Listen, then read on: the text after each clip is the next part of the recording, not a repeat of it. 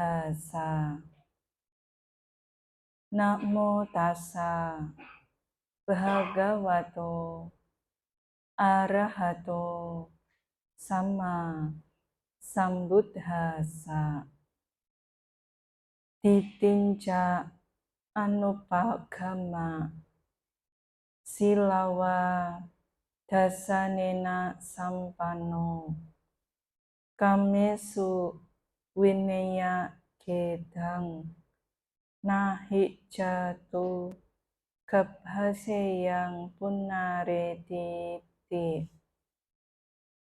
Ia yang mengembangkan metta tak berpandangan salah, teguh dalam sila dan berpengetahuan sempurna, serta melenyapkan kesenangan nafsu indria, tak akan lahir dalam rahim lagi.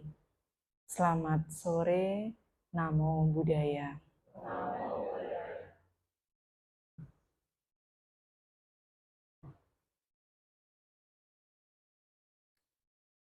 Pimpinan Puja Bakti yang saya hormati, Ibu Bapak serta hadirin sekalian yang juga sangat saya hormati dan banggakan. Pada hari ini, hari Minggu, tanggal 21 April tahun 2024. Tepat di hari Kartini ya. Suasananya juga beda ya. Nah, yang putri-putri menggunakan pakaian kebaya khas Indonesia. Yang pria juga menggunakan batik bervariasi. Batiknya juga ada yang berwarna-warni dan ada yang polos batiknya ya. Dan ini adalah satu suasana yang sangat membahagiakan, menyenangkan. Artinya Ibu Bapak mengingat satu hari ini sebagai hari istimewa yang mengarahkan pada ingatan akan peran dari satu orang wanita asal Indonesia yang jasanya sangat penting dan patut untuk kita hargai bersama.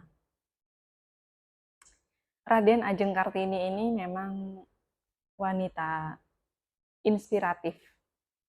Artinya beliau sendiri juga sangat tidak rendah diri, menyatakan bahwa diri beliau itu sebagai anak Buddha. Ya. Dalam artian memang Raden Ajeng Kartini ini telah banyak mempelajari ajaran dari Guru Agung Buddha yang bermanfaat untuk kehidupannya. Sehingga beliau dengan keyakinan menyatakan dirinya dalam beberapa literatur tulisan yang pernah saya baca bahwa beliau meyakini akan hukum perubahan. Bahkan salah satu quote yang sangat terkenal yang sering diangkat adalah habis gelap terbitlah terang. Dan ini menjadi satu ingatan sebagai umat Buddha sendiri yang meyakini akan hukum perubahan atau hukum anicca. Saya juga tidak mau kalah. Hari ini seperti janji saya kemarin bahwa saya akan mengangkat topik tentang wanita. Selain R.A. Kartini, ada satu wanita istimewa juga di zaman kehidupan Sang Buddha yang kualitasnya juga tidak kalah, Ibu Bapak. Bahkan beliau itu mendapatkan satu gelar istimewa dari Sang Buddha. Sang Buddha memiliki siswa-siswi yang dikatakan mendapatkan gelar langsung dari beliau. Di dalam istilah Pali disebut gelar Etadaga. Etadaga. Ada siswa biku dan bikuni. Ada siswa upasaka dan upasika yang mendapatkan gelar istimewa itu. Nah, di antara sekian ribu para siswa Sang Buddha yang mendapatkan gelar Etadaga, khususnya yang kaum putri, itu hanya 23 orang, Ibu Bapak. Hanya 23 orang yang tercatat dalam literatur. Dan salah satunya adalah yang akan saya ceritakan pada hari ini. Kalau Ibu Bapak pernah mendengar nama Wisaka, pernah mendengar nama Sujata, pernah mendengar nama Kema, Upalawana, sudah umum ya? Sudah umum. Tapi ada siswi yang sebenarnya namanya juga patut untuk diangkat karena keistimewaan yang beliau miliki dan kembangkan. Satu nama yang ingin saya angkat dan ceritakan pada kesempatan sore hari ini, di Hari Kartini, adalah seorang perumah tangga upasika bernama Nandamata Welukantaki. Pernah mendengar? Belum pernah. Baru hari ini ya. Nah, ini istimewa. Nandamata Welukantaki. Ya. Kenapa beliau memiliki sebutan nama Nandamata? Karena beliau punya seorang putra bernama Nanda. Maka terkenalnya sebagai Ibu Nanda, atau mata itu artinya adalah ibu, mata dalam istilah Pali. Jadi Nanda Mata ini sebenarnya nama dari sebutan anaknya. Dan itu tradisi masyarakat India pada masa itu. Jadi kalau punya anak siapa, orang ini akan disebut dengan sebutan viralnya adalah dari nama anaknya. Ya. Welukantaki sebagai nama belakangnya yang ditulis di dalam literatur karena beliau itu tinggal di daerah bernama Welukantaka. Ya. Di mana itu? Di daerah Dakinagiri di India. Wilayah Dakinagiri ini adalah wilayah tempat Ibu Nandamata berdiam. Ibu Nandamata ini dikatakan seorang upasika yang mendapatkan gelar Etadaga karena keunggulannya dalam kualitas batin. Mampu memiliki satu keterampilan, ya, keterampilan dalam hal pengembangan batin, bahkan sampai sangat mudah sekali keluar masuk jana. Ya. Tetapi sesungguhnya kualitas Ibu Nandamata ini tidak hanya itu, Ibu Bapak. Ada 7 kualitas yang dimiliki Ibu Nandamata. Saya akan menceritakannya. Siapa tahu satu dari 7 kualitas itu dimiliki oleh putri-putri dari Palembang ini.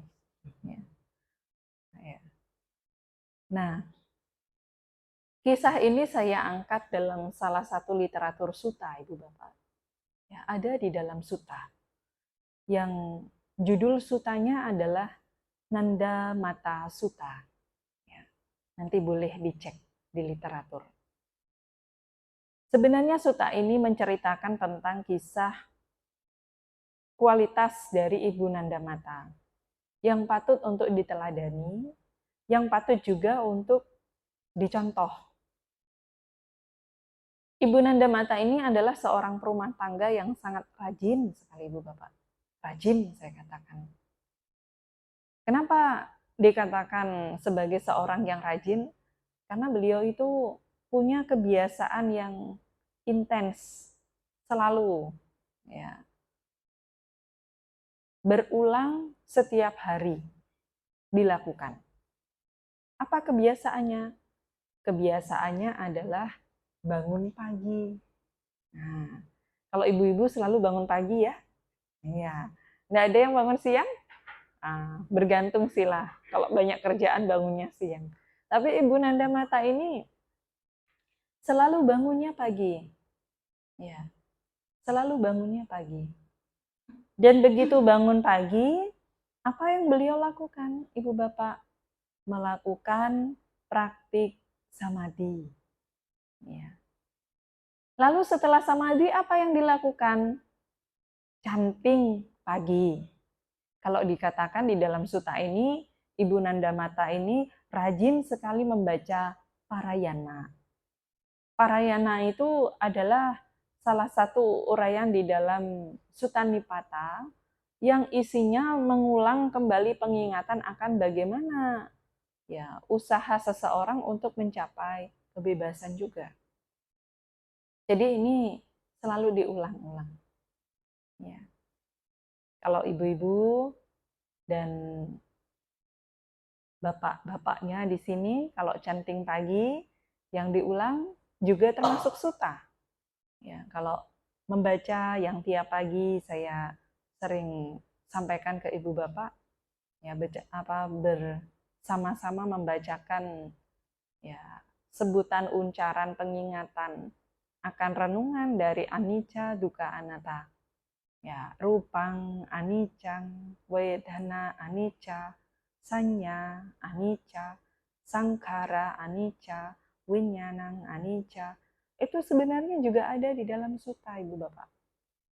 Jadi bukan kata-kata yang sengaja dibuat, digubah untuk hanya sekedar dilafalkan, diulang. Tetapi itu mengandung muatan yang ada di dalam khotbah dari Guru Agung Buddha.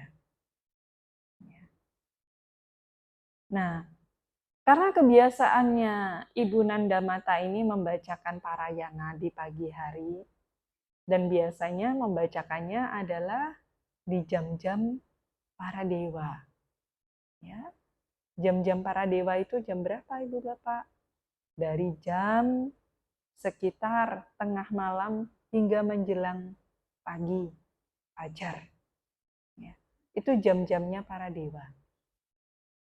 Biasanya mereka sangat senang sekali ya ketika ada orang-orang yang rajin mengulang dhamma, mengulang ajaran kebenaran. Karena para dewa yang mengerti dhamma pun juga mereka punya rasa hormat Ibu Bapak terhadap dhamma ajaran dari Guru Agung Buddha itu. Nah, diceritakan di dalam Nanda Mata Sutta ini, Ibu Nanda Mata pada saat membacakan Parayana, ada satu sosok dewa sedang menempuh perjalanan dari utara menuju selatan. Siapa dewa itu? Dewa itu adalah Raja Dewa Wesawana. Raja Dewa Wesawana. Siapa Raja Dewa Wesawana? Nah, kemarin sedikit disebutkan. Masih ingat? Oh, ingatannya lenyap sila. Ya, siapa Raja Dewa Wesawana? Salah satu dari 4 raja dewa di alam Catu Maharajika. Jadi di atas alam manusia ini ada alam dewa yang disebut alam dewa Catu Maharajika. Kenapa disebut Catu Maharajika? Karena alam dewa ini diperintah oleh 4 raja dewa. Catu atau catur dalam bahasa Sanskerta. Itu 4. Maharajika, maharaja. 4 raja dewa. Ya. Maka dikatakan alam ini disebut sebagai alam 4 raja dewa atau 4 ya, penguasa, ya, dewa, ya, yang disebut sebagai Catu Maharajika. Siapa saja itu? Nih, diulang lagi ya, biar ingatannya tidak lenyap ya. Nah, yang pertama adalah Raja Dewa Dastarata atau Datarata, penguasa wilayah timur, rajanya para Gandhaba atau Gandharwa. Lalu Raja Dewa Wirupaka, rajanya para Kumbanda, penguasa wilayah selatan. Lalu Raja Dewa Wirulaka, rajanya para naga, penguasa wilayah barat. Kemudian Raja Dewa Wesawana, rajanya para Yaka yang bertemu dengan Ibu Nandamata ini nantinya. Raja Dewa Wesawana ini pada saat Ibu Nandamata membacakan Parayana, ya, mendengar suara dari Ibu Nandamata ini. Dan apa yang dilakukan oleh Raja Dewa Wesawana tersebut? Mendengarkan, Ibu Bapak. Mendengarkan dhamma yang diulang oleh Ibu Nandamata melalui canting paginya itu. Ya, melalui canting paginya itu. Lalu setelah selesai membacakan canting pagi Parayana itu, Raja Dewa ini bergembira, lalu mengatakan, oh luar biasa, bagus sekali, indah sekali. Ya. Nah, karena Ibu Nandamata ini mengetahui ada dewa ternyata, ya. Wah, ditanyalah Ibu Nandamata, oh sahabat, siapa Anda? Ya. Siapa Anda? Nah, kalau ibu bapak pagi-pagi baca parita, tiba-tiba didatangi, kira-kira bagaimana? Ya, siapakah Anda? Gitu. Ibu Nandamata bertanya begitu. Oh, Upasika, nama saya adalah Wesawana, Raja Dewa. Ya, penguasa wilayah mana? Utara. Memperhatikan itu ya. Nah, bagus. Wilayah utara. Rajanya para Yaka. Ya.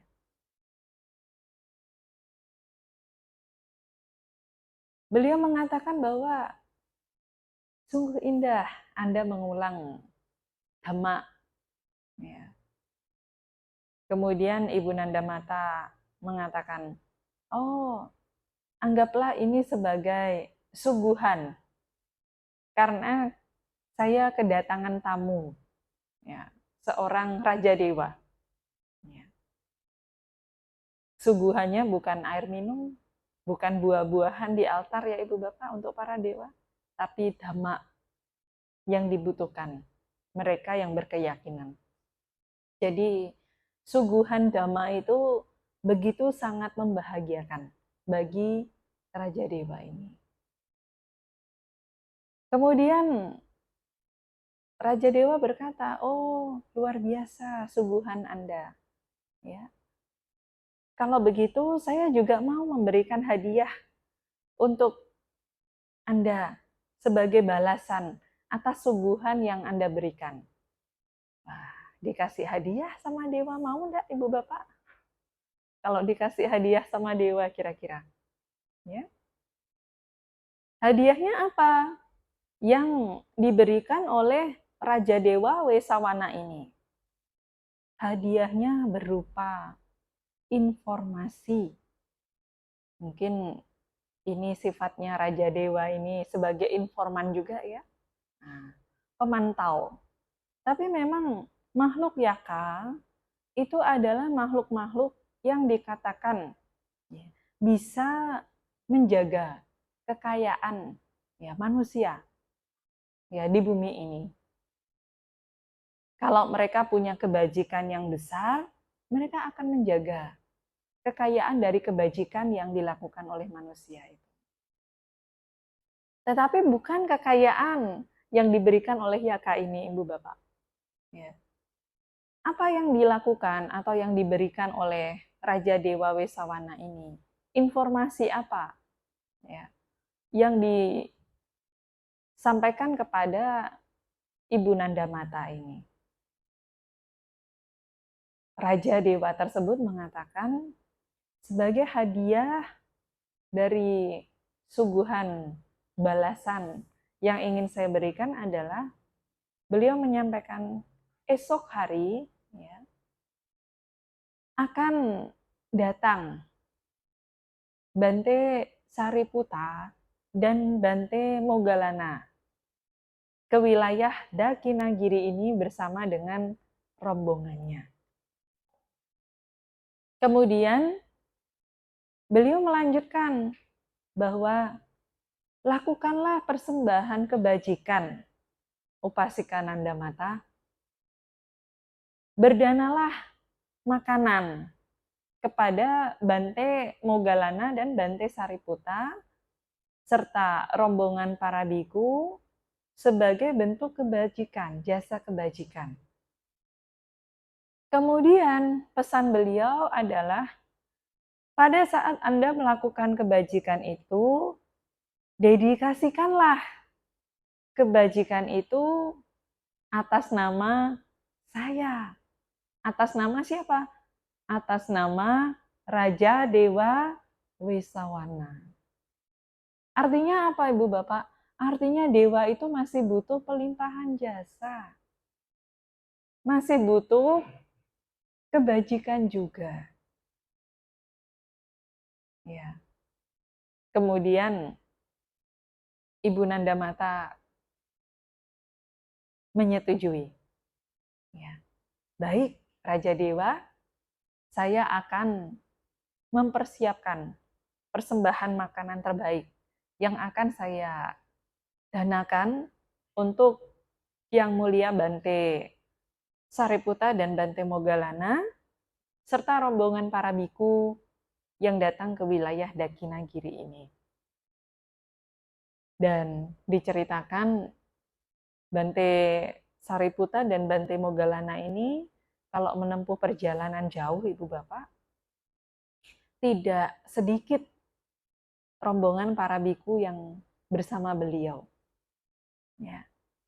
Paling sedikit itu sekitar 250 orang. Banyak atau sedikit itu? Banyak. Gimana mempersiapkan makanan untuk 250 orang? Itu minimal. Mungkin umat Palembang kalau kedatangan biku sebanyak itu, persiapannya sudah 1 bulan duluan. Ya. Nah ini Ibu Nandamata hanya diberi waktu 1 hari saja. Semalam, besok sudah datang. Ya.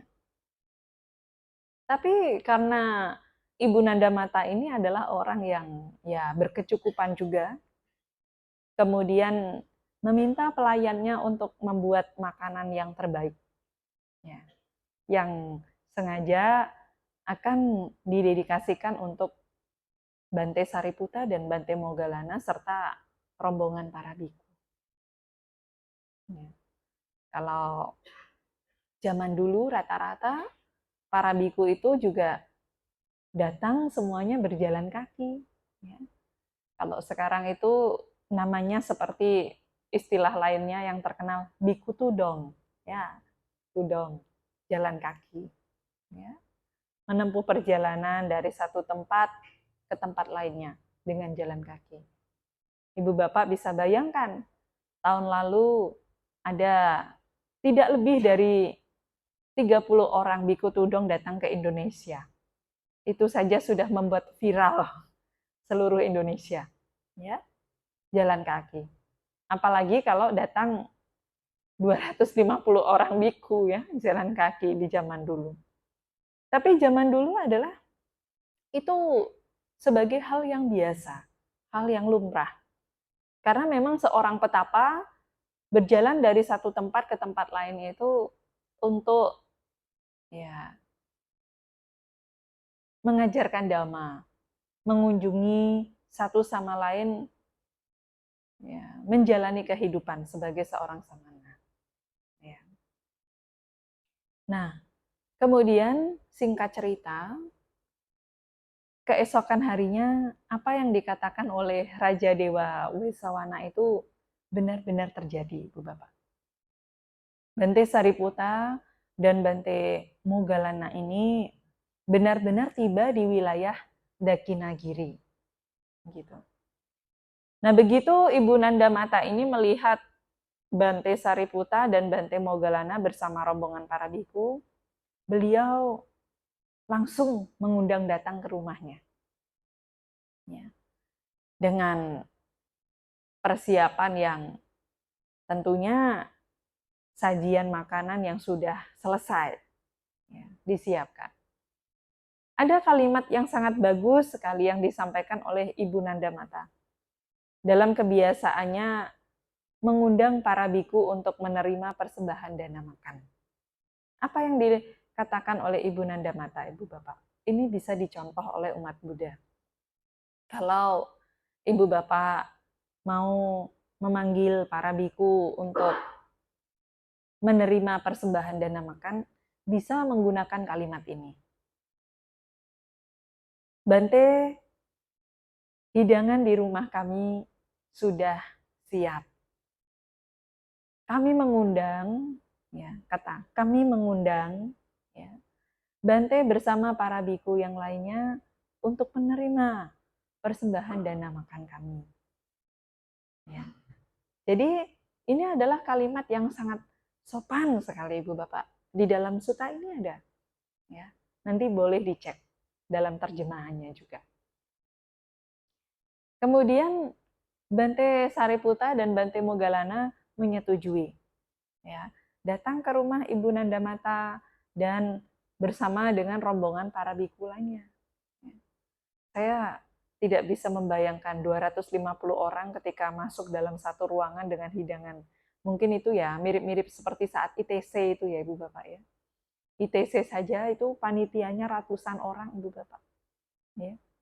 Nah ini panitianya hanya Ibu Nanda Mata dan para pelayannya. Tapi bisa ya memenuhi hidangan untuk jumlah biku yang tidak sedikit. Begitu. Nah, beliau dengan mempersembahkan makanan tersebut, ya, kemudian seusai Bante Sariputa dan Bante Moggallana menyantap makanan yang sudah diberikan, yang sudah didanakan, seperti kebiasaan para umat biasanya. Setelah meminggirkan patanya, Bante Sariputa ini menyapa Ibu Nanda Mata. Ya. Upasika Nanda Mata adalah satu kebajikan yang besar. Anda melakukan persembahan dana makan dengan jumlah yang juga tidak sedikit. Bante Sariputa ini bertanya, dari mana Anda mengetahui ya, kedatangan kami ke tempat ini? Karena Bante Sariputa dan Bante Moggallana ini datang tidak diundang, ya, datang ya memang menempuh perjalanan di wilayah itu, tidak kabar-kabar gitu Ibu Bapak, ya, datang. Tapi sudah siap Ibu Nanda Mata itu dengan hidangan yang jumlahnya cukup besar untuk jumlah biku tersebut.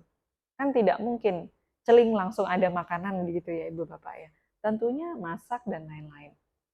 Masak paling mudah pun bubur untuk 250 orang itu satu baskom besar tentunya.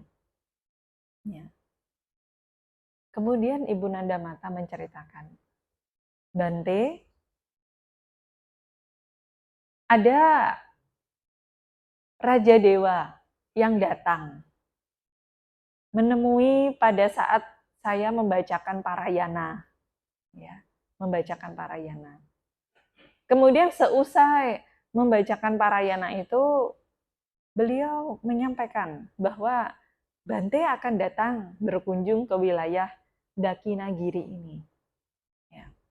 Dan beliau berpesan sebagai bentuk pemberian hadiah yang beliau ingin sampaikan kepada saya, yaitu menyampaikan informasi bahwa Bante akan datang bersama rombongan para biku dan saya diminta untuk mempersembahkan dana makan. Kemudian persembahan dana makan itu didedikasikan ya, atas nama Raja Dewa Wesawana. Ya. Kemudian Bante Sariputta, oh luar biasa sekali Anda Upasika Nandamata. Anda bisa menangkap ya komunikasi atau bahasa dari makhluk alam dewa. Di sini ada yang bisa berbicara dengan makhluk alam dewa? Ini bukan mistis ya Ibu Bapak. Dan itu sebenarnya bisa dilakukan. Ya. Nah, kemudian Ibu Nandamata ini mengatakan kepada Bante Sariputta, Bante, tidak hanya satu kualitas itu yang saya miliki. Ya. Bisa berkomunikasi dengan makhluk alam dewa. Tetapi ada kualitas lain juga Bante yang muncul dalam batin saya. Ya. Akhirnya Ibu Nandamata ini menceritakan tentang 7 kualitas yang beliau miliki. Ya, 7 kualitas yang beliau miliki kepada Bante Sariputta. Oh, mengagumkan Upasika Nandamata. Tadi kualitas yang pertama sudah ya. Nah, saya akan menceritakan 6 kualitas lagi ini. Ya. Itu tadi saja sudah 20 menit Ibu Bapak. Baru pengantar cerita. Ya. Kualitas yang pertama adalah Ibu Nandamata ini punya kemampuan berkomunikasi dengan makhluk alam dewa. Ya. Lalu kualitas kedua, Bante, ada kualitas lainnya yang beliau miliki. Ya. Apa saja itu? Yang kedua, beliau menceritakan, Bante, saya memiliki 1 orang putra sematawayang satu-satunya yang bernama Nanda. Suatu ketika, karena satu hal, putra saya ini diculik sampai akhirnya dipenjarakan dan dieksekusi, dihukum mati oleh pemerintah raja.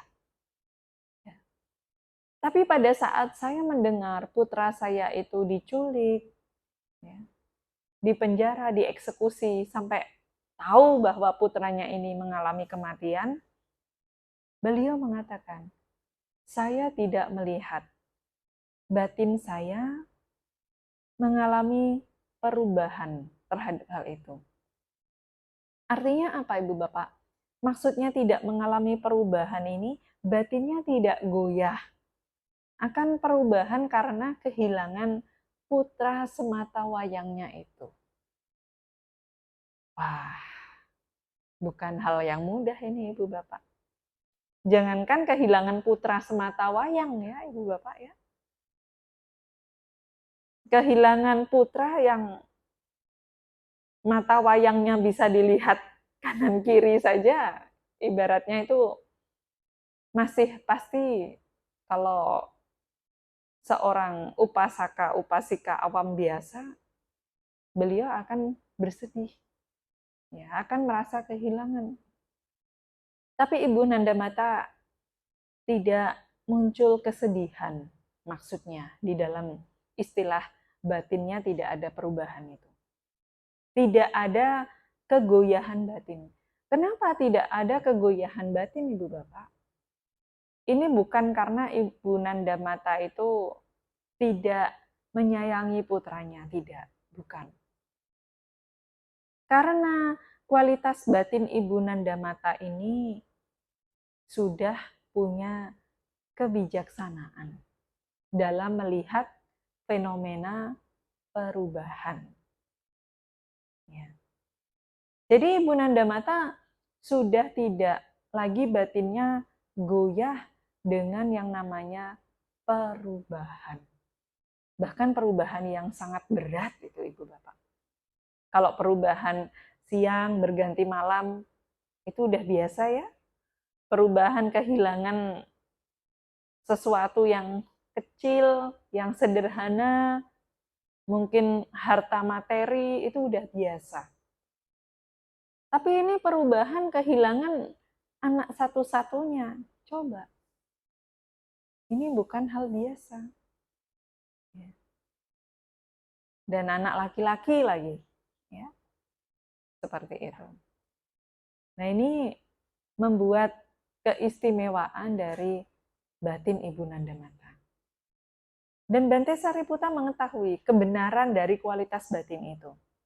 Makanya Bante Sariputa itu memuji.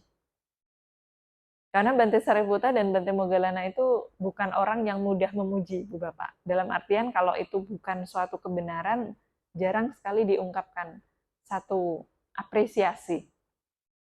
Ya. Oh, luar biasa, istimewa Anda, upasika Nanda Mata.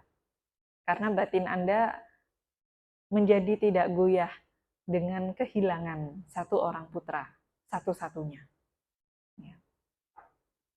Lanjut, Ibu Nanda Mata menyampaikan, Bante, tidak hanya itu saja kualitas yang ada pada diri saya.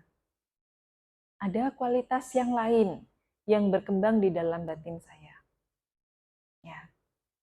Nah, ini akan menyampaikan kualitas yang ketiga ya. Nah, kualitas yang pertama bisa berkomunikasi dengan makhluk alam dewa. Kualitas kedua, batinnya menjadi tidak goyah dengan perubahan. Kualitas ketiga, Ibu Bapak. Bante, saya memiliki seorang suami. Seorang ya Ibu Bapak ya, bukan 2, 3. Seorang suami. Yang saya mengetahui bahwa beliau mengalami sakit sampai akhirnya juga mengalami kematian. Setelah meninggal, beliau juga mengerti bahwa suaminya ini terlahir sebagai seorang yaka, sesosok makhluk sebagai yaka. Jadi tahu kalau suaminya itu jadi makhluk alam dewa ya, dalam bentuk yaka. Kemudian suaminya datang menemui beliau. Ini didatangi oleh makhluk yaka, Ibu Bapak. Makhluk yaka itu kalau di dalam literatur itu dikatakan makhluk yang cukup menyeramkan ya. Tapi itu makhluk dewa sebenarnya. Ya. Nah, begitu datang menemui Ibu Nanda Mata, ya, Bante, saya melihat di dalam batin saya. Pada saat saya mengetahui suami saya meninggal, kemudian beliau lahir di alam makhluk yaka dan datang menemui saya tidak melihat juga batin saya mengalami perubahan. Batinnya itu tidak goyah, tidak muncul yang namanya ketakutan. Artinya apa? Ibu Nanda Mata batinnya sudah bebas dari rasa takut. Nah, jadi tidak takut dengan makhluk yang namanya yaka. Ya. Kalau Ibu Bapak membaca literatur Dhamma ketika Guru Agung Buddha mengalahkan makhluk yang dinamakan Yaka Alawaka, ya, penguasa suatu wilayah, daerah, yang di situ bahkan tidak ada yang berani masuk ke daerah itu. Karena kalau sampai berani menginjakkan kakinya di sana, dimakan oleh Yaka. Ya, tidak akan hidup begitu. Tapi Sang Buddha sabar sekali. Malah izin untuk tinggal di dalam guanya Yaka. Ya. Dengan cara apa? Dengan cara bersabar, kanti. Kalau di dalam Parita Buddha Jaya Manggala, bagaimana Sang Buddha mengalahkan makhluk Yaka itu, yaitu dengan cara kanti, kesabaran. Ya.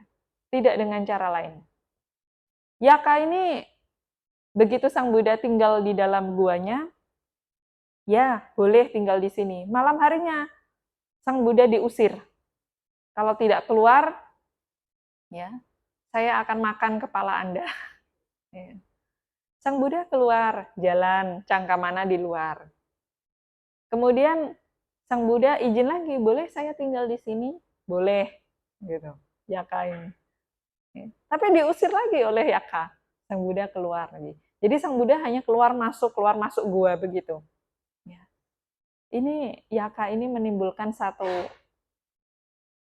rasa,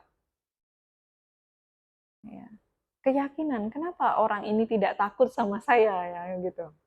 Malah mengikuti apa saja yang saya arahkan begitu. Sampai batinnya siap, akhirnya Yaka ini diberikan, ya, dhamma oleh Guru Agung Buddha. Dan Yaka ini sebenarnya menunggu jawaban dari pertanyaan yang tidak pernah, ya, puas jawabannya selama ini ditanyakan kepada mereka yang tidak mengetahui dhamma. Ya. Nah, begitu Sang Buddha mampu menaklukkan Yaka Alawaka itu, Yaka pun juga akhirnya memiliki keyakinan terhadap Guru Agung Buddha.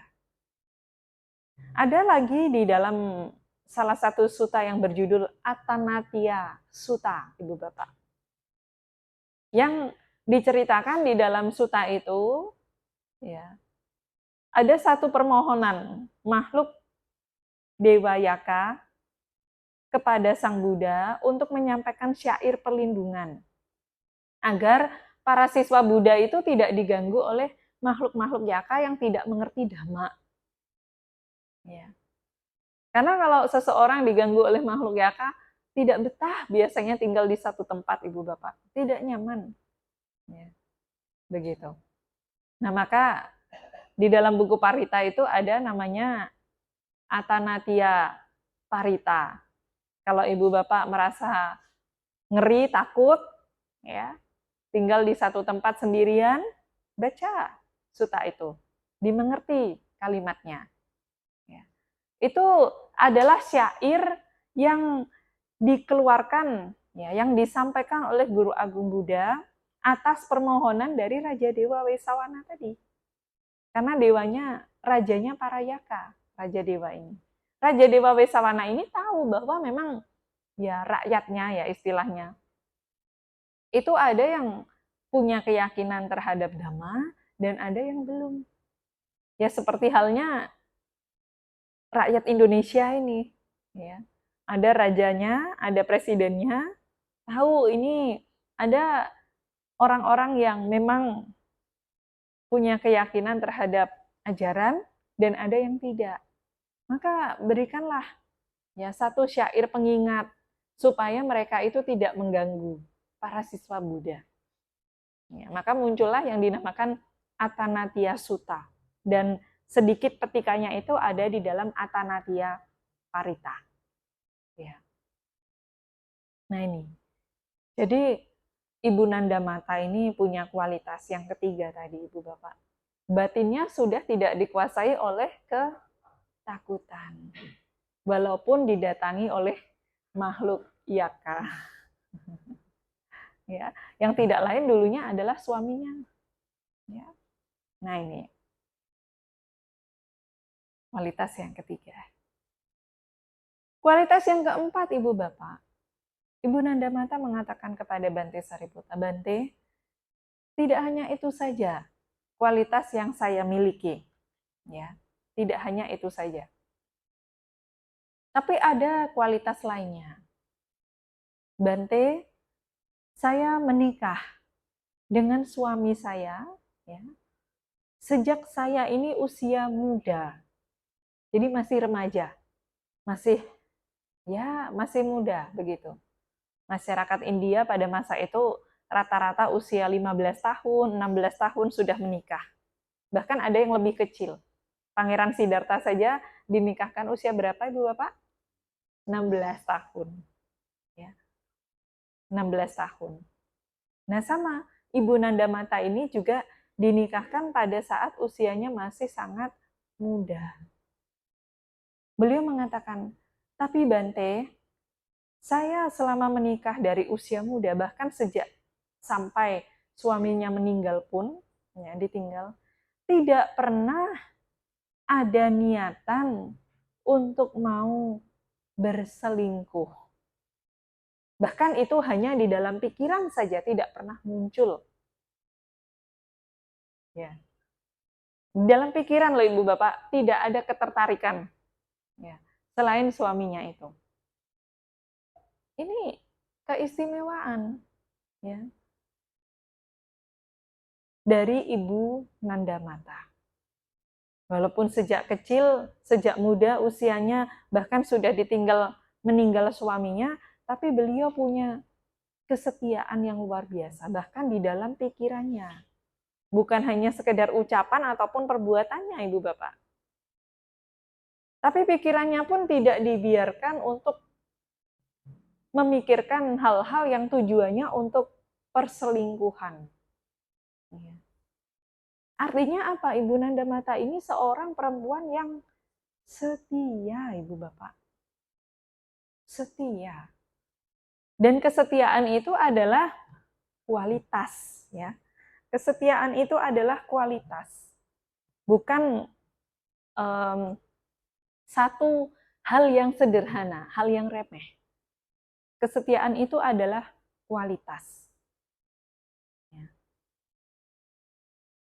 Sang Buddha juga sangat memuji, selain Ibu Nandamata itu ada satu pasangan upasaka dan upasika, Nakula Mata dan Nakula Pita, yang mereka itu hidup, ya, sangat setia sekali, hidupnya dari muda sampai tua, hanya dengan satu pasangannya itu, yang dikatakan kalau seorang pria, ya, yang setia dengan satu pasangannya diberi gelar Sadara Santuti.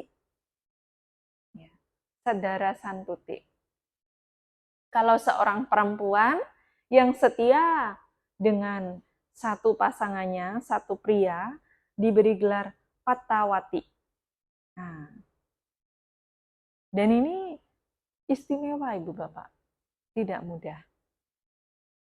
Tidak membiarkan kualitas batinnya berada pada kelengahan untuk tujuan mau berselingkuh. Ya. Mudah atau sulit ini Ibu Bapak? Sulit. Melihat perempuan cantik sedikit saja, wah, kalau yang pria. Atau mungkin yang wanita, wah, kok dia lebih tampan dari suami saya ya, misalkan gitu. Wah, kok dia lebih kaya dari suami saya ya, misalkan begitu. Ya. Dan lain-lain.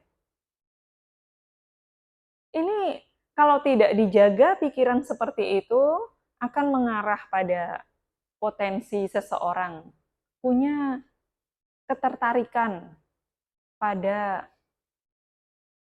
pasangan yang lain, baik itu pria ataupun wanita. Maka harus dijaga. Bagaimanapun yang di luar sana, ya, pokoknya yang istimewa hanya istrinya. Pokoknya yang baik adalah suaminya. Bagaimanapun kekurangannya. Bagaimanapun kalau di rumah tidurnya nggak jelas, misalkan gitu.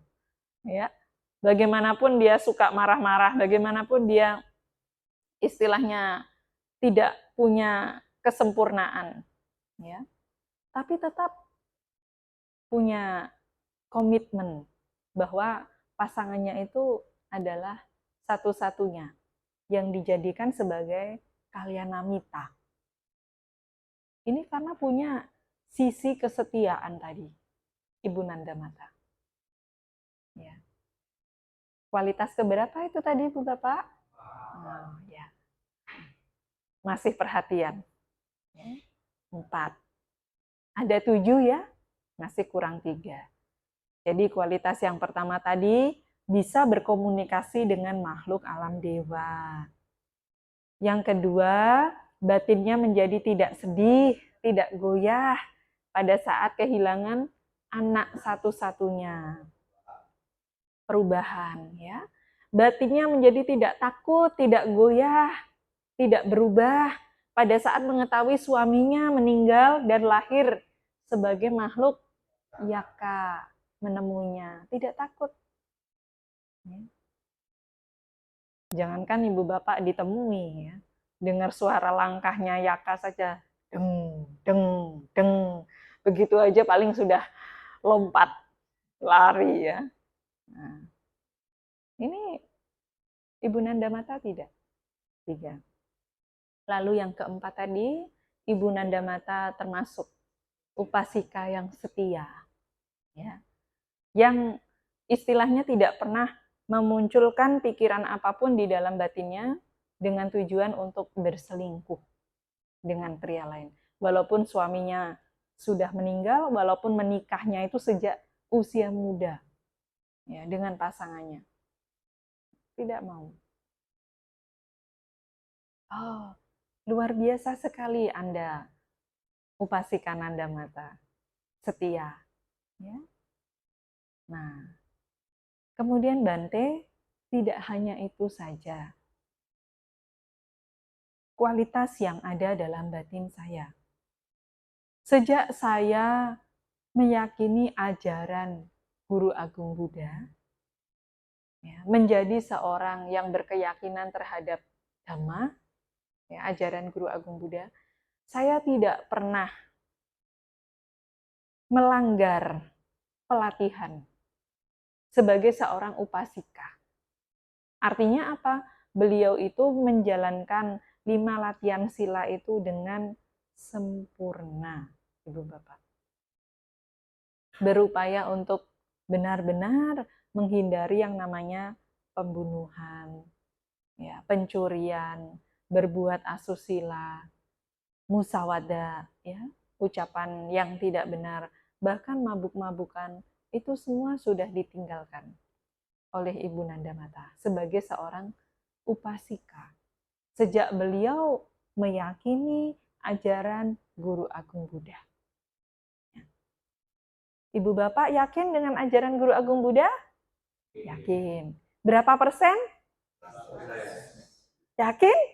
Wah, sejak kapan? Sejak mengenal Dhamma atau sejak malam ini? Ya. Ya, kalau sejak lama Pancasila Buddhis itu, nah, 5 Pancasila Buddhis itu dijalankan dengan sempurna atau lolos satu persatu? Diupayakan sempurna, luar biasa ya. Nah, iya, menghindari pembunuhan bisa ya, bisa. Ada nyamuk, digigit gimana? Marah enggak? Enggak, tapi langsung dipukul gitu ya. Ya, latihan. Kalau ingat itu, wah, ingat loh, saya 100% keyakinannya pada Guru Agung Buddha, tapi kok masih membunuh ya? Ya, berapa persen keyakinan saya ini? Ya, nah itu. Ya, musim DBD. Menjaga kebersihan di rumahnya, ya, menjaga kebersihan. Memang tidak mudah, ya, tapi latihan, Ibu Bapak. Ya. Menutup bak air, ya, dan lain sebagainya. Nah, ini mengurangi potensi untuk berkembangnya nyamuk. menggunakan jaring-jaring kawat di rumahnya supaya tahu kapan waktunya udara itu dibuka supaya masuk ke dalam rumah, ya, dan kapan waktunya ditutup juga. Nah, ini juga untuk mengurangi potensi adanya nyamuk di rumah. Semut sila di rumah saya banyak. Jaga kebersihan. Ya. Makanan-makanan yang memang tidak lagi potensi untuk dimakan, ya jangan diletakkan di area sekitar rumah supaya tidak banyak semut. Di dalam winaya itu salah satunya seorang biku tidak diperkenankan menyimpan makanan, Ibu Bapak, di dalam kuti, di dalam kamar. Alasannya apa? Ya bisa untuk menjaga kesempurnaan sila, supaya binatang tidak masuk. Saya merenungkan juga Ibu Bapak. Teringat pada saat ketika berada di tengah hutan, di pedalaman Jamatitam sana, ya, di Pulau Seram, Maluku Utara. Sendirian di sana diikuti yang ya cukup untuk tidur. Karena perbekalan itu ya terbatas sekali, ya terbatas sekali. Sampai saya itu menyimpan satu biskuit karena itu untuk 1 bulan. Sebenarnya biskuit itu perbekalan untuk 1 minggu karena menempuh perjalanan jauh Ibu Bapak. Jalan kaki, 7 hari jalan kaki sampai ke tempat itu. Di sana tidak ada listrik, tidak ada sinyal, tidak ada lampu, hanya pakai senter kepala ini. Dan kalau baterainya habis, sudah habislah. Ya, jalannya hanya bisa waktu terang saja. Ya. Apa yang terjadi Ibu Bapak? Makanan itu ya memicu untuk datangnya serangga. Ya. Dan serangga ini memicu untuk datangnya katak atau binatang pemakan serangga lainnya. Begitu itu datang, memicu datangnya ular. Ibu Bapak bisa bayangkan di pedalaman Sulawesi sana itu piton itu ya seperti vas bunga ini. Lewat saja ular-ular itu. Ya. Malam-malam sendirian di dalam kuti. Kresek-kresek. Pikiran saya sudah terganggu. Apa itu kresek-kresek? Saya nyalakan senter. Begitu dinyalakan berhenti kresek-kreseknya. Ya. Karena kutinya itu kuti panggung begitu ya. Pinggirannya masih banyak semak-semak karena itu kuti baru dibuat. 3 hari dibuat kuti itu. Jadi itu kuti kayu begitu. Kemudian dimatikan lagi senternya. Bunyi lagi. Kresek-kresek. Saya hanya tidurnya untungnya ada kelambu gitu ya.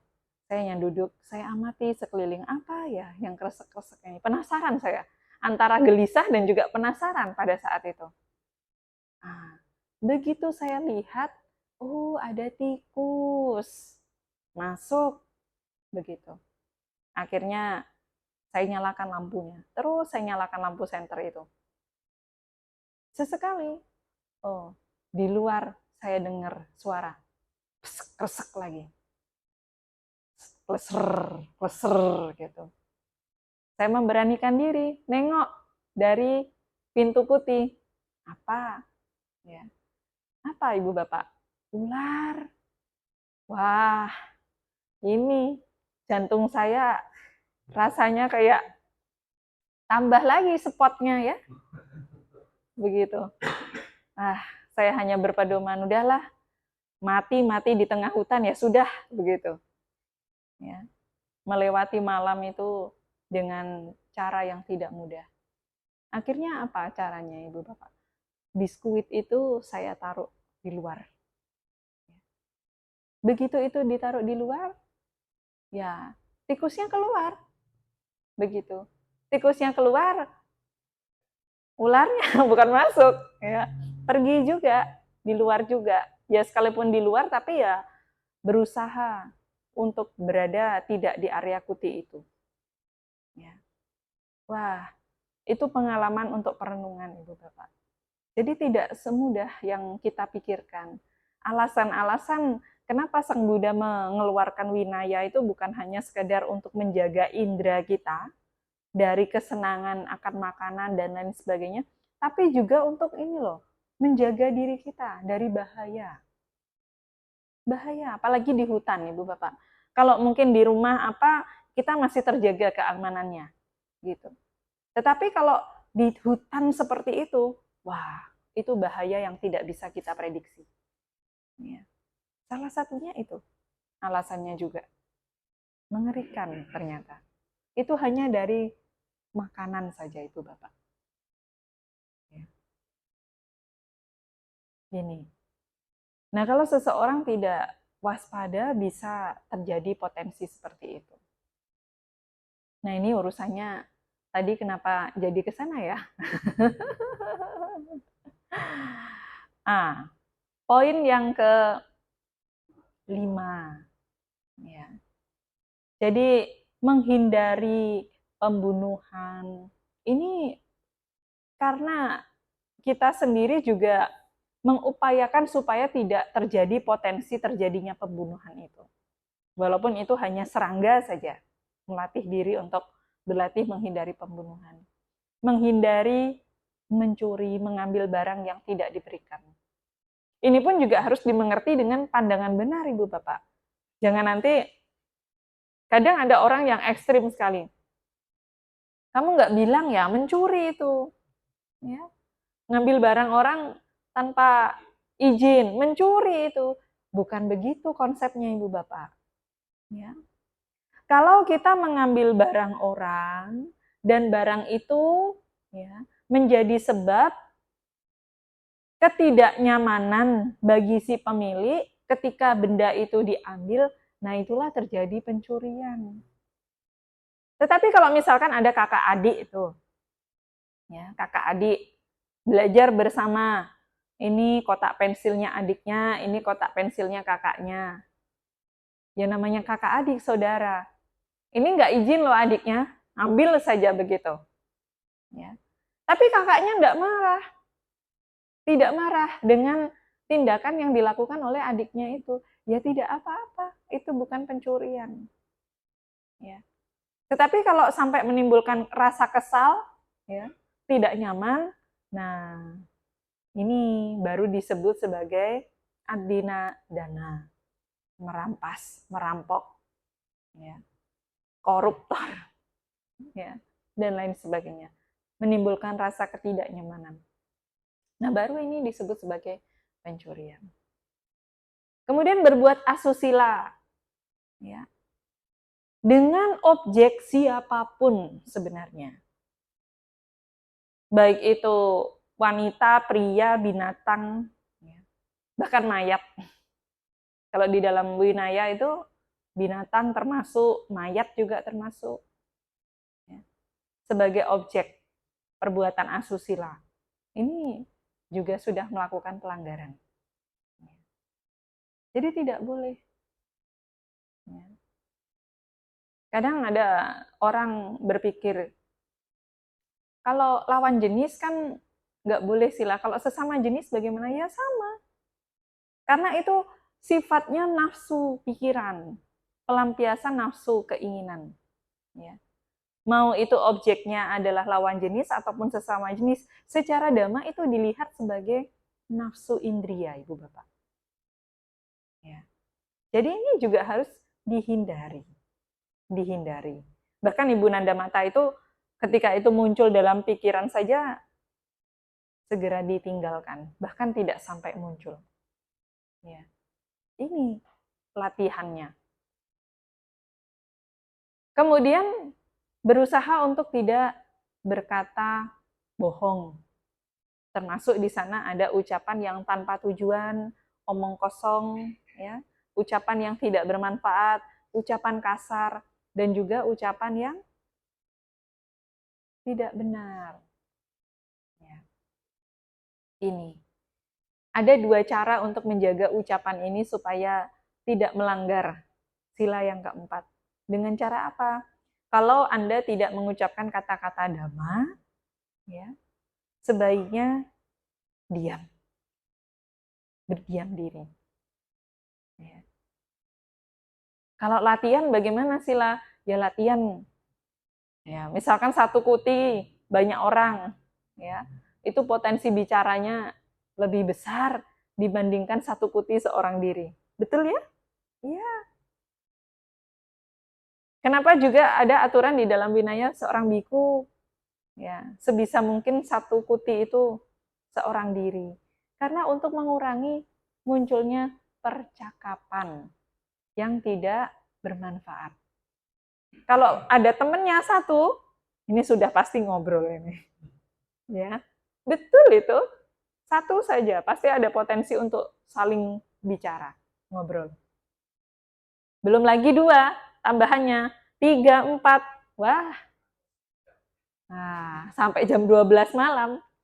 Kalau Pak Baja itu ya, biasanya Pak Baja sama Nera, pelatihan Atasila nih. Begitu satu kuti itu sudah ada 2-3 orang, wah keliling saya. Waktunya tidur, istirahat, jam 12 tuh masih ngobrol terus. Anehnya, kalau nggak ketemu, ya biasa aja. Tapi begitu ketemu, wah, di satu pelatihan itu, wah, ngobrolnya sampai malam. Kalau pagi siang ya biasa saja, tapi begitu masuk kamar, sudah. Apa saja dari cerita A sampai Z diungkapkan. Nah ini juga potensi ya pembicaraan supaya apa yang penting dan tidak itu kita harus menjaga. Ya. Kalau kita ingin menghindari ya ucapan yang tidak benar itu memang sebaiknya ya berdiam diri. Ya, begitu. Ini latihan. Kemudian menghindari mabuk-mabukan, termasuk ya narkoba, minuman keras sebenarnya, yang menyebabkan lemahnya kesadaran. Ada umat Buddha itu yang bertanya, Sila, judi itu kan tidak masuk Pancasila Buddhis. Jadi boleh ya Sila berjudi itu? Kalau ibu bapak ditanya begitu bagaimana? Tidak boleh. Kecanduan. Ada pengalaman Pak? Iya. Iya, oke. Ya, bagus ya.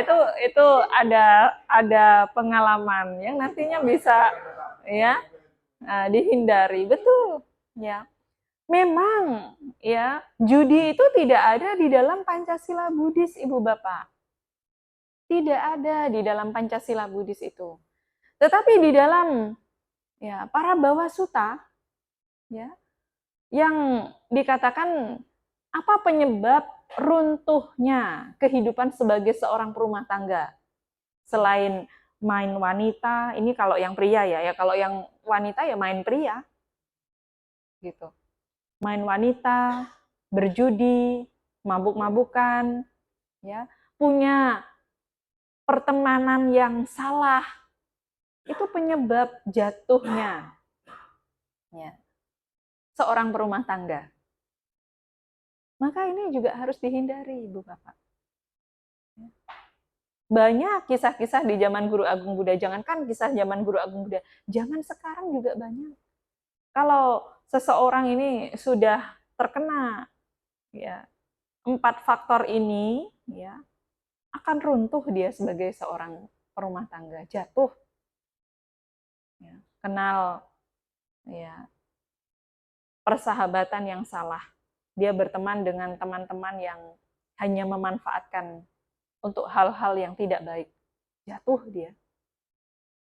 Mabuk-mabukan, judi, kena narkoba. Wah, habis itu nanti kekayaannya. Karena tidak bisa menjaga dengan baik. Ya. Makanya itu dihindari. Dan Ibu Nanda Mata sudah menghindari hal itu. Makanya beliau menyatakan dirinya, sejak saya berkeyakinan pada ajaran Guru Agung Buddha, saya mengingat bahwa saya tidak pernah melanggar latihan. Artinya beliau itu memang punya kewaspadaan, Bapak, dalam batinnya. Ya, kualitas yang kelima. Kualitas yang keenam, Ibu Bapak, yang dikatakan Ibu Nandamata kepada Bante Sariputa ini, Bante, tidak hanya kualitas ini yang ada dalam batin saya. Pada saat saya mengembangkan praktik samadhi, ya, beliau bisa mengetahui apa yang dimaksud dengan pencapaian jana pertama, jana kedua, jana ketiga, bahkan sampai mencapai kualitas batin seimbang pada jana keempat. Ya.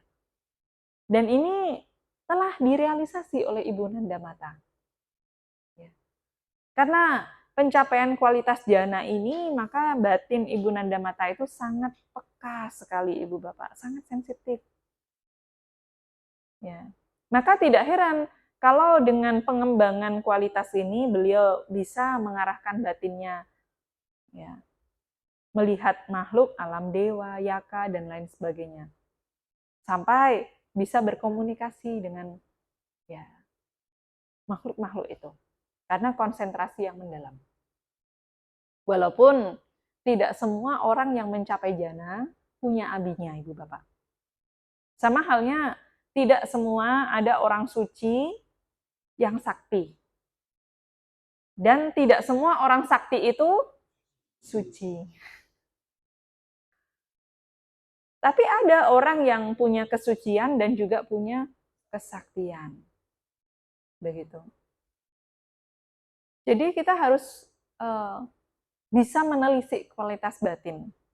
Nah, orang-orang yang punya kesucian batin, kemudian punya kesaktian ini, kesaktiannya ini hadiah dari pengembangan konsentrasi yang mendalam. Tapi kesaktiannya itu tidak digunakan untuk tujuan-tujuan duniawi. Satu-satunya yang dipakai hanya untuk melihat kebenaran Dhamma. Melihat apa? Melihat hukum sebab akibat, melihat duka dari kelahiran makhluk-makhluk di alam dewa, di alam Brahma, di alam peta, di alam asura. Hanya untuk itu. Tidak lebih dari itu. Bukan untuk kesaktian, bukan untuk meramal, bukan untuk cari uang. Sekalipun beliau punya kemampuan seperti itu. Ya, ini. Dan ini memang kualitas yang tidak mudah didapatkan. Kalau seseorang tidak tekun melatih samadhi, untuk mendapatkan kualitas batin sampai pencapaian jana itu tidak mudah. Tetapi mereka-mereka yang memang tekun mengembangkan kualitas batin, konsentrasi, perhatian, kewaspadaan, untuk mencapai jana itu mudah, Ibu Bapak. Mudah. Bergantung dengan kapasitas, keterampilan dalam mengembangkan batinnya masing-masing. Begitu. Ada orang yang istilahnya itu melalui konsentrasi pada tubuh, ya, bisa mencapai jana. Ada yang melalui pengembangan meta, bisa mencapai jana. Dan meta itu, manfaat meditasi meta itu juga salah satunya bisa sampai pada kualitas pencapaian jana. Dan Ibu Nandamata ini sudah lulus batinnya melihat kemampuan mencapai jana itu. Jana itu artinya apa sih lah? Jana itu adalah kualitas batin yang mencecar. Apa yang dicecar? Apa yang dicecar? Yang dicecar adalah objek meditasi dengan pandangan benar. Karena betapa di zaman Sang Buddha, banyak yang sebelumnya belum menjadi murid Sang Buddha ini, sebenarnya sudah banyak yang mencapai jana, Ibu Bapak. Tapi jana yang dicapai itu bukan kualitas jana pada upaya pembebasan kilesa. Ya. Maka tidak heran betapa zaman Sang Buddha bahkan sampai sekarang itu ya masih banyak petapa-petapa India sana yang masih sakti, betul? Karena mereka ya praktiknya memang praktik yang luar biasa dalam pengembangan jana. Ya. Tetapi Jana di dalam konteks dhamma yang mengarahkan pada kualitas pembebasan batin adalah jana yang disertakan dengan pandangan benar. Sang Buddha memuji orang-orang yang punya pencapaian kualitas jana itu.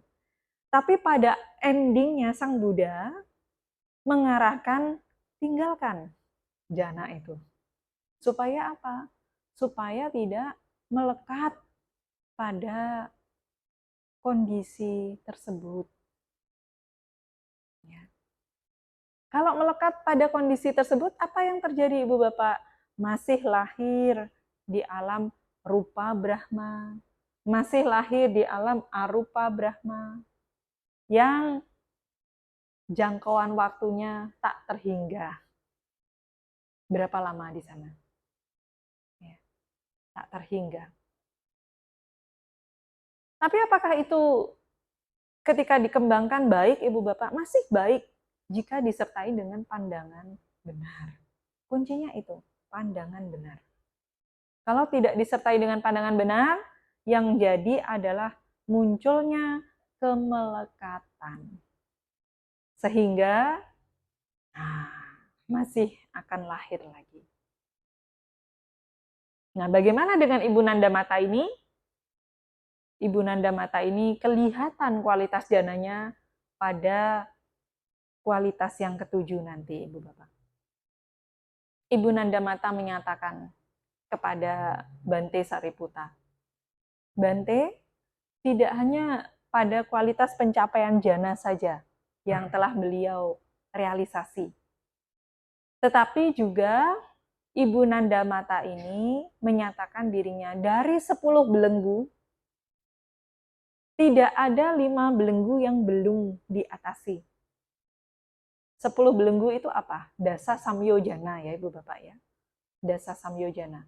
Apa saja artinya Ibu Nandamata dari 10 belenggu ini sudah mengatasi 5. 5 ini yang diatasi adalah yang pertama sakaya diti. Lalu wicikica. Lalu silabata paramasa. Lalu kama canda. Dan biapada. Artinya apa? Beliau ini adalah seorang anagami. Beliau adalah seorang anagami yang tidak akan lahir dalam rahim lagi. Karena sudah mengatasi 5 belenggu ini. 5 belenggu ini tadi tahu ya? Ibu Bapak tahu enggak? Belum tahu sila. Nanti dijelaskan di satu pertemuan lagi. Ya. Kapan sila? Enggak tahu kapan. Dengarkan di YouTube atau apa. Dasa samyojana. Ya. Itu 10 belenggu yang membelenggu batin kita ini. Menjadi makhluk-makhluk yang tidak bisa menjadi Arya. Tidak bisa menjadi Sotapana. Tidak bisa menjadi Sakadagami, Anagami, bahkan Arahanta. Karena terbelenggu oleh 10 hal ini. Ya. Singkat saja untuk pengingat. Nanti kalau ingatannya lenyap ya tidak apa-apa. Sakaya diti, pandangan salah dalam melihat nama dan rupa. Wicikica, keraguan-raguan. Terhadap apa? Terhadap Buddha, Dhamma, dan Sangha, terhadap latihan, terhadap hukum tilakana, paticca samuppada, dan nibbana. Ya. Termasuk 4 kebenaran Arya. Wicikica. Kemudian silabata paramasa, kemelekatan terhadap kebiasaan, tata kebiasaan, bahkan juga adat istiadat dan lain sebagainya, yang secara turun-menurun tidak dipahami dengan cara pandang yang benar. Ya. Ini, tidak dipahami dengan cara pandang yang benar. Tadi malam sedikit sudah dibahas. Ya. Kemudian kama canda, nafsu, ya, indria. 6 landasan indria ini selalu muncul nafsu. Dia pada kebencian, niatan jahat, niatan buruk terhadap diri sendiri ataupun terhadap pihak lain. Byapada, belenggu yang kelima. Yang keenam apa? Rupa, rupa raga. Kemauan kelahiran di alam rupa, termasuk di alam manusia ini, karena ada rupa. Di alam dewa ada rupa. Ya. Kemudian arupa raga, yang ketujuh. Keinginan lahir di alam arupa. Ya, ini dalam pencapaian kualitas jana yang masih melekat, kemudian ingin lahir di sana, di alam arupa bumi. Kemudian yang kedelapan apa? Mana. Mana itu artinya adalah pembandingan. Ya, pembandingan mana. Membandingkan diri sendiri merasa lebih tinggi, diri sendiri merasa lebih rendah, diri sendiri sama dengan yang lain. Pembandingan mana. Pembandingan ini adalah belenggu. Ya. Kemudian yang ke-9, udaca kukuca, kekhawatiran dan kegelisahan batin. Yang ke-10, awija. Nah, ini kalau dibahas satu-satu sudah dapat 10 hari. Ya. Nah, satu-satu betul. Ya, untuk jelas secara rinci tentang pembahasan dasa samyojana itu. Apa yang dimaksud sakaya diti, wicikica, ya, silabata paramasa, kemudian kamaraga, kamacanda, byapada, ruparaga, aruparaga, ya. Lalu mana, udaca kukuca, dan juga awija. Apa sebenarnya itu? Kalau menjadi seorang anagami, 5 belenggu pertama ini sudah tuntas. Dan 5 belenggu terakhir ini lemah, menjadi lemah. Makanya hanya akan lahir 1 kali lagi itu di alam sudawasa bumi. Tetapi sudah tidak akan lahir di dalam rahim lagi. Di dalam rahim manusia tidak akan lahir lagi. Kenapa? Karena beliau lahir di sana dan akan menjadi Arya di alam itu. Menjadi arahanta di alam itu. Sudawasa bumi. Alam sudawasa ada berapa? Ada berapa, Ibu Bapak? Nah, ini karena tangan saya begini ya. Nah, langsung. 5.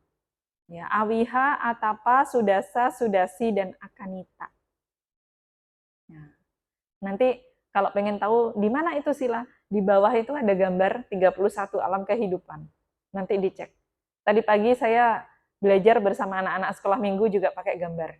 Ya. Kalau Ibu Bapak penasaran 31 alam kehidupan apa saja, ada gambarnya di lantai 1 itu. Di sampingnya Paticca Samuppada. Itu bukan hiasan ya Ibu Bapak, itu dhamma. Belajar dhamma. Jadi sesekali boleh, apa ya ini ya, dilihat-lihat bagan itu. Bagan 31 alam kehidupan, bagan peta India, penyebaran dhamma, ya, sejarahnya Sang Buddha, ya. Bagan dari Paticca Samuppada itu kenapa kok ada gambarnya ular, ayam, sama babi, ya? Apa itu boleh disembelih? Tidak, bukan seperti itu. Itu makna simbol, ya, yang bisa dipelajari sebagai objek perenungan dhamma. Ya. Nah, ini artinya apa? Ibu Nandamata ini adalah seorang anagami. Jadi beliau adalah seorang upasika yang memang punya kualitas Ibu Bapak. Yang tidak bisa dianggap remeh, walaupun beliau sebagai seorang perumah tangga dan sebagai seorang wanita. Ya. Ibu Nandamata ini inspirasi. Siswa di zaman Guru Agung Buddha yang sudah merealisasi secara langsung dhamma ajaran Guru Agung Buddha. Setelah mendengar 7 kualitas ini, Bante Sariputta menyatakan apresiasinya kepada Ibu Nandamata. Dan beliau ya, sangat menghormati kualitas-kualitas dari Ibu Nandamata ini sebagai teladan seorang wanita di zaman kehidupan Sang Buddha yang sudah menjadi seorang Arya, yaitu Anagami. Ya. Siapa di sini yang mau menjadi pengikutnya Ibu Nandamata? Pertanyaannya sekarang. Ya. Biasanya kan saya yang ditanya ya. Sekarang saya yang mau tanya.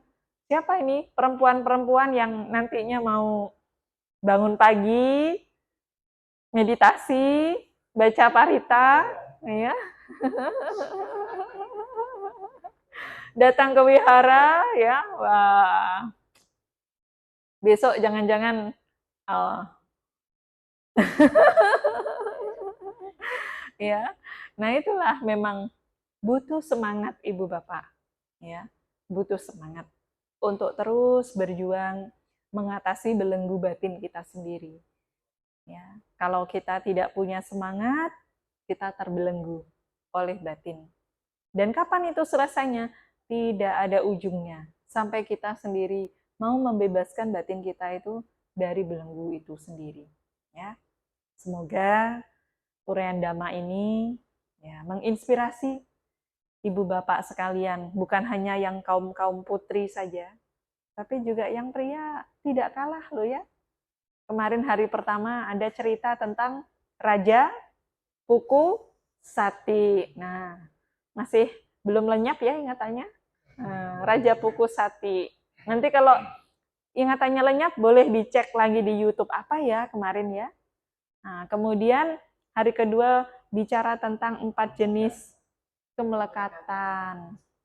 Ya, cerita tentang Dewa Saka yang lenyap ingatannya. Ya. Kemudian hari ini cerita tentang kisahnya Ibu Nandamata. Ya. Cerita-cerita ini adalah cerita-cerita yang menginspirasi Ibu Bapak. Dan beliau-beliau ini adalah tokoh yang benar-benar membuktikan secara langsung kebenaran dari Dhamma ajaran Guru Agung Buddha. Nah, semoga banyak di Palembang ini nandamata-nandamata yang baru, ya, setidaknya bisa meneladani ya sikap, kualitas batin dari Ibu Nandamata, sehingga menjadi upasika dan upasaka permata yang benar-benar berlindung kepada tiratana karena mengembangkan kualitas batin yang luhur, yang bajik untuk manfaat diri sendiri dan juga keluarga serta lingkungannya. Ya, anumodana dan terima kasih. Semoga semuanya berbahagia. Saya akhiri. Semoga semua makhluk hidup berbahagia. Sabe sata bawantu suki tata. Sadu, sadu, sadu.